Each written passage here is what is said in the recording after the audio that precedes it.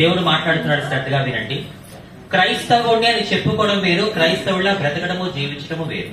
Am I right? Are you agree with me? I repeat again.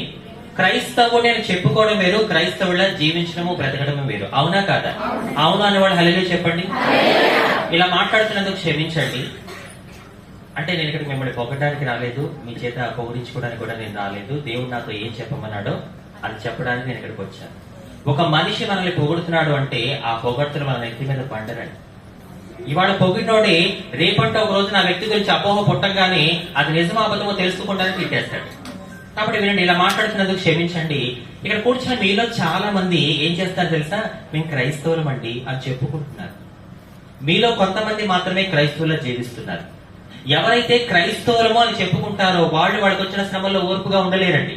ఎవరైతే క్రీస్తు కొరకు నిజమైన క్రైస్తవులుగా జీవిస్తూ ఉంటారో వాళ్ళు ఎన్ని శ్రమలు